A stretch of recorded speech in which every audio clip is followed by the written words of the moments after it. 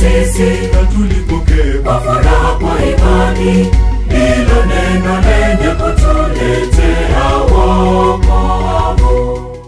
Karibu mpendwa msikilizaji na mfuatiliaji wa St. Gaspar Media katika kipindi cha tafakari ya Injili ya siku.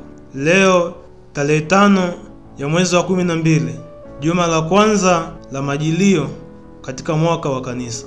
Masomo ya leo, somo la kwanza linatoka katika kitabu cha Nabii Isaya sura ya 29 aya ya 17 hadi aya ya 24. Na somo la Injili linatoka katika Injili ya Mwinjili Mathayo sura ya 9 aya ya 27 hadi aya ya 31. Karibu tusikilize Injili. Somo la Injili ilivyoandikwa na Mathayo. Siku ile Yesu alipokuwa akipita kutoka huko, vipofu wawili wakamfuata wakipaza sauti wakisema, "Uturehemu, mwana wa Daudi." Naye alipofika nyumbani, wale vipofu walimwendea. Yesu akawaambia, "Mnaamini kwamba naweza kufanya hili?" Wakamwambia, "Naam Bwana." Ndipo alipowagusa macho akasema, "Kwa kadiri ya imani yenu mpate." Macho yao yakafumbuka. Naye Yesu akawaagiza kwa nguvu akisema, "Angalieni, hata mtu mmoja asijue." Lakini wakatoka wakaeneza habari zake katika nchi ile yote. Neno la Bwana. Sifa kwako Kristo. Mpendwa msikilizaji, Injili ya leo inahusianishwa na mada muhimu zinazohusiana na roho na kipindi hiki cha Majilio. Tunajifunza juu ya imani, utambuzi wa Kikristo, matarajio ya wokovu na ushuhuda katika maisha yetu. Katika Injili tumeshuhudia vipofu wanaoashiria watu wenye macho yaliyofumba na imani yao. Wana macho waliofumba ni ishara ya mwanadamu akiwa dhaifu na kumtegemea Mungu. Ukosefu wa kuona mara nyingi hutumika katika Biblia kama ishara ya ujinga wa kiroho au kushindwa kuona uwepo wa Mungu. Vipofu hao wanatambua hali yao ya udhaifu na kumfuata Yesu kwa bidii, mwana wa Mungu aliye hai awaokoe. Hivyo basi wanamtambua Yesu kama Masia, mtu aliyekuja ili kutimiza ahadi za Mungu kwa wanadamu. Imani katika aya hii ni hai. Vipofu hawa hawakungoja tu kwa uvumilivu, bali walimfuata Yesu wakimuita kwa sauti, na walijibu kwa uhakika wakati Yesu alipouliza kuhusu imani yao. Kipindi hiki cha Majilio kinatufundisha kuwa tusiwe wavivu, bali tuwe makini na wa matumaini, tukiitayarisha mioyo yetu kwa ujio wa Kristo. Tunajifunza pia juu ya imani kama sharti la uponyaji. Jibu la Yesu anapowajibu, "Kama ilivyo imani yao na iwe kwetu." Ni maneno hayo hayo anayowaambia hawa vipofu, maneno yanayoonyesha kuwa imani thabiti katika Kristo ni nguvu na chanzo halisi cha wokovu wetu. Na hivyo basi, tunapokuwa na imani, tunapokea nguvu za kimungu.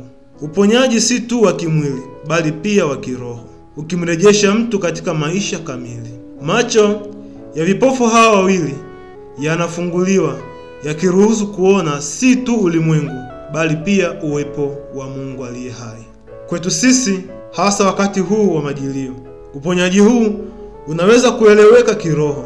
Wengi tunaishi katika hali ya ukosefu wa kuona kiroho, tukishindwa kutambua kazi za kimungu katika maisha yetu. Kipindi hiki cha Majilio kinatualika kuangalia mioyo yetu, kukabiliana na giza la kiroho na kufungua mioyo yetu kwa uwepo wa kimungu. Kama vipofu hawa walivyofanya, ni lazima nasi tuwe na imani, tukiamini kuwa Yesu anaweza kutuongoza na kutufikisha kwenye uzima wa milele. Vile vile, katika Injili hii tunajifunza juu ya matarajio ya kuja kwa Kristo kwa mara ya pili. Hivyo basi, kipindi hiki cha Majilio ni wakati muhimu kwetu sisi wa maandalizi katika matarajio yetu hayo ya kumngoja Kristo.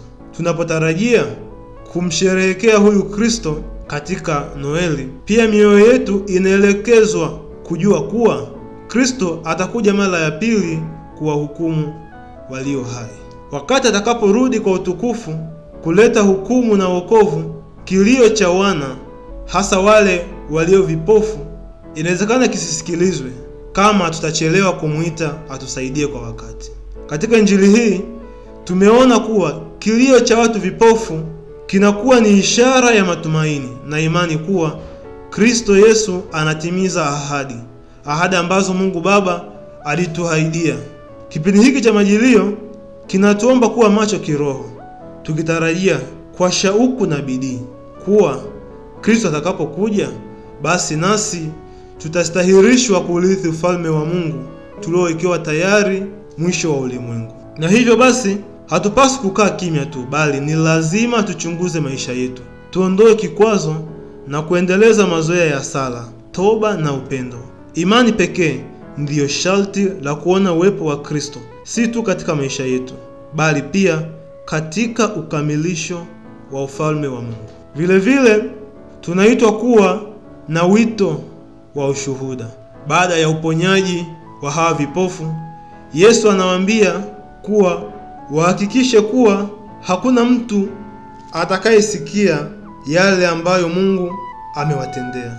Lakini kwa shukrani, mshangao na hamu ya kushirikisha wengine, sisi tutakapofumbuliwa macho ya dhambi, macho ya shida zetu, tusione haya kutangaza makuu ambayo Mungu anatutendea.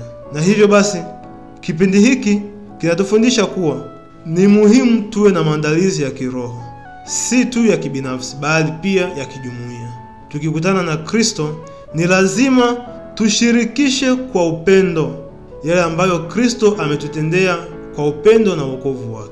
Ni muda pia wa kuimarisha imani yetu na pia kuwaleta wengine katika furaha na matumaini ya Kristo, kama uponyaji wa hao vipofu ulivyoeleza na kueneza wazi sifa za Yesu kwa watu wote. Tukumbuke kuwa tunapongojea ujio wa pili wa Kristo, tujue wazi kuwa ujio wa Kristo utatuletea wokovu na mabadiliko tutakapotambua mahitaji na kumtumainia kwa imani.